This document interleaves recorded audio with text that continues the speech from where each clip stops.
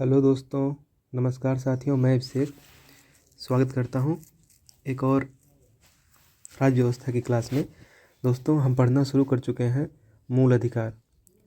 साथियों, मूल अधिकार के बारे में पहले भी आपको थोड़ा बहुत बता चुका हूं कि जैसे मूल अधिकार भाग 3 में है।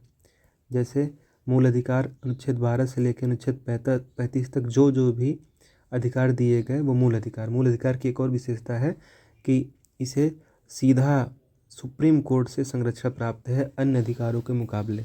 आज हम समझेंगे कि जब भारत का संविधान बन रहा था तब कितने प्रकार के मूल अधिकार थे, जब संविधान इस समय लागू है और चल रहा है उस समय कितने प्रकार के मूल अधिकार हैं।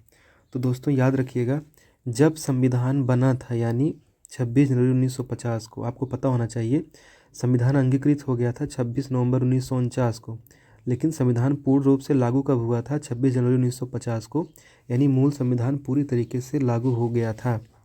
और हम जानते हैं साथियों, जब हमारा मूल अधिकार लिखा गया था उस समय अगर कोई पूछे उसको कितने हिस्सों में बांटा गया था, तो याद रखिएगा अनुच्छेद 12 और 13 को अगर हम छोड़ दें और अनुच्छेद 33, 34, 35 को छोड़ दें, इसे 7 प्रकार में बांटा गया। क्यों बांटा गया वो हम आगे जैसे जैसे समानता के अधिकार को पूरा हर एक अनुच्छेद को पढ़ेंगे तब मैं आपको अच्छे से बताऊंगा।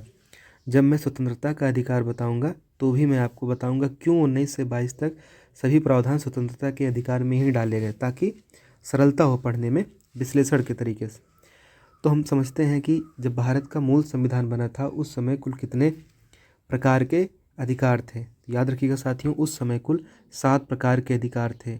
हमेशा प्रश्न पूछता है मूल संविधान, मूल का मतलब होता है जब संविधान बनके तैयार हुआ था उस समय कुल कितने प्रकार के मौलिक अधिकार थे। तो साथियों याद रखिएगा 7 प्रकार के। संख्या पूछ ले तो याद रखिएगा अनुच्छेद 12 से 35 तक ये इनकी संख्या है, लेकिन इनको कैटेगरी में बांटा गया 7 प्रकार की कैटेगरी में। पहला था साथियों समानता का अधिकार, यानी अनुच्छेद 14 से लेकर 18 तक जितने भी प्रावधान किए गए हैं सब समानता की बात करेंगे और अधिकार की बात करेंगे। दूसरा है साथियों स्वतंत्रता का अधिकार, यानी अनुच्छेद 19 से लेकर अनुच्छेद 22 तक सभी अधिकार स्वतंत्रता की ही बात करेंगे आपके। तीसरा है साथियों शोषण के विरुद्ध अधिकार, यानी आपका कोई शोषण न कर पाए, कोई भी नहीं। साथियों मूल अधिकार वही है जिसका कोई न कर पाए शोषण, चाहे दूसरा व्यक्ति हो, चाहे कोई संस्थान हो, चाहे खुद ही आपकी सरकार हो यानी आपका राज्य हो, वो भी न कर पाए। तो अनुच्छेद 23 और 24 में शोषण के विरुद्ध अधिकार थे। धार्मिक स्वतंत्रता का अधिकार साथियों अनुच्छेद 25 से लेकर अनुच्छेद 28 तक जितने भी प्रावधान किए गए हैं सब धार्मिक स्वतंत्रता की बात करेंगे, यानी आपके धर्म की स्वतंत्रता, आप जिस भी धर्म को मानेंगे। शिक्षा व संस्कृति का अधिकार अनुच्छेद 19 से 29 से अनुच्छेद 30, यानी 2 अनुच्छेदों में शिक्षा एवं संस्कृति के बारे में अधिकार आपको हमको सबको मिले हैं। संपत्ति का अधिकार अनुच्छेद 31 ये मूल संविधान में था। संवैधानिक उपचार का अधिकार, यानी जो जो भी अगर कोई आपका अधिकार छीनने का प्रयास करे तो संविधान के रूप में उसका उपचार कहाँ पे किया जाएगा, अनुच्छेद 32 के तहत वो जुड़ा था। 7वें प्रकार के अनुच्छेद है। तो ये हमारा हो गया मूल संविधान में कितने प्रकार के अनुच्छेद थे। तो दोस्तों हमेशा भूलिएगा 7 प्रकार के थे, लेकिन वर्तमान संविधान आपको पता होना चाहिए भारत का संविधान एक गतिशील दस्तावेज है, यानी समय के साथ परिस्थिति के साथ ये अपने आप को बदलता चल रहा है। जैसे जैसे हमारा समाज विकसित हो रहा है वैसे वैसे कुछ प्रावधानों को हटाने की, निकालने की यानी संशोधन करने की आवश्यकता होती है। क्यों होती है? ताकि समाज में एक बैलेंस बना रहे। इसलिए याद रखिएगा, अगर पूछे वर्तमान संविधान में कुल कितने प्रकार के मूल अधिकार हैं तो दोस्तों याद रखिएगा 6 प्रकार के ही मूल अधिकार हैं। इसका मतलब पहले 7 थे तो अब 6 कैसे हो गए? सीधा सा मतलब है कोई न कोई एक प्रकार का मौलिक अधिकार हटाया गया होगा। तो बिल्कुल साथियों आप देखिए समानता का अधिकार पहले भी था यानी 1950 में भी, समानता का अधिकार अब भी है यानी 2025 में भी। स्वतंत्रता का अधिकार पहले भी था यानी 1949 में भी स्वतंत्रता का अधिकार अब भी है। शोषण के विरुद्ध अधिकार हमको आपको तब भी मिलते थे 1950 में भी, आज भी है। धार्मिक स्वतंत्रता का अधिकार हमको आपको तब भी मिलता था, धार्मिक स्वतंत्रता का अधिकार हमको आपको आज भी है। शिक्षा और संस्कृति का अधिकार पहले भी हमको आपको मिलते थे और शिक्षा एवं संस्कृति का अधिकार आज भी जिसको चाहिए उसको मिल रहा है। बात करते हैं संपत्ति का अधिकार। ये बहुत ही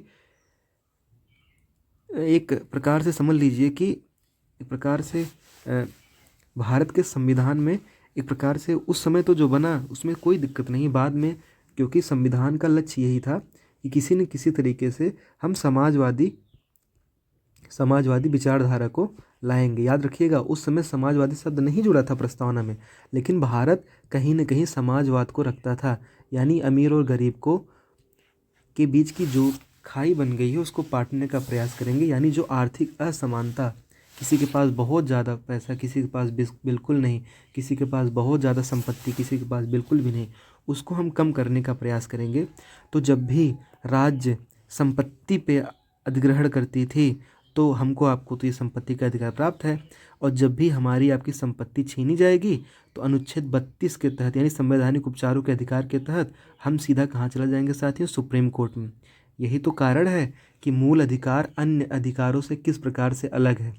मूल अधिकार अन्य अधिकार से इस प्रकार अलग है क्योंकि मूल अधिकार को ज़्यादा सुरक्षा प्राप्त है। सुरक्षा का मतलब साथियों, ये कोई भी अगर आपसे छीनने का प्रयास किया तो देश की जो सर्वोच्च न्यायपालिका का हिस्सा है सुप्रीम कोर्ट, आप जानते हैं डिस्ट्रिक्ट कोर्ट होता है, फिर स्टेट का होता है आपका हाई कोर्ट होता है, और सबसे ऊपर होता है आपका सुप्रीम कोर्ट। हमारे फंडामेंटल राइट मूल अधिकार को कोई भी अगर अतिक्रमण करने का प्रयास करता है तो आप सीधा सुप्रीम कोर्ट चले जाते हैं। किसके तहत? आर्टिकल 13 के तहत। क्यों? आर्टिकल 13 में आपको पढ़ा के आया हूँ, कोई भी विधि जो हमारे मूल अधिकार को छीनने का प्रयास करेगी तो न्यायालय पुनर्विचार उस पर यानी पुनरावलोकन करके उस विधि को ही समाप्त कर देगा। तो जैसे जैसे सरकार छीनने का प्रयास करती थी तो हम आप कहाँ चले जाएंगे? संवैधानिक उपचारों के अधिकार पे। तो इसलिए धीरे धीरे समय के साथ बदलते 44वां संविधान संशोधन आता है। मोरारजी देसाई सरकार थी, उन्होंने बाकायदा विशेष बहुमत के साथ संशोधन करवाया और कहा कि अब ये जो संपत्ति का अधिकार है अब ये मूल अधिकार नहीं है। साथियों याद रखिएगा 1978 के पहले संपत्ति का अधिकार मूल अधिकार था, लेकिन 44वां संविधान संशोधन 1978 के बाद इसे संपत्ति के अधिकार को साथियों भाग 3 से, जो हम मूल अधिकार पढ़ रहे हैं किस भाग में पढ़ रहे हैं? 3 में। आपको पता होना चाहिए भारत के संविधान में कुल कितने भाग हैं, ये आप ज़रूर बताइएगा कि भारत के संविधान में कुल कितने भाग हैं। उन भागों में भाग 3 में जो है मूल अधिकार है, कहा गया कि इसको हम भाग 3 से उठा के भाग 12 में रख देते हैं। यानी ये अब भी अधिकार है, लेकिन ये अभी कानूनी अधिकार है। फिर से मैं बता रहा हूँ, कानूनी अधिकार और मूल अधिकार में यही तो अंतर है। कानूनी अधिकार के लिए आप सीधा सुप्रीम कोर्ट नहीं जा सकते, जबकि मूल अधिकार के लिए आप सीधा सुप्रीम कोर्ट जा सकते हैं। तो साथियों संपत्ति का अधिकार जो भाग 3 में था अनुच्छेद 31 को, इसको उठा करके यानी इसको हटा करके 44वां संविधान संशोधन के तहत इसे अनुच्छेद 300A में एक नया प्रावधान जोड़ दिया गया और ये भाग 12 में इसको जोड़ा गया है। तो याद रखिएगा वर्तमान समय में आपसे पूछेगा कि कौन सा अधिकार नहीं है तो आप बोलेंगे संपत्ति का अधिकार, लेकिन याद रखिएगा मूल संविधान में संपत्ति का अधिकार था। मेरी बात आपको समझ में आ गई होगी। 6 प्रकार के अधिकार कहाँ पे हैं वर्तमान में? मूल संविधान में कितने थे? 7।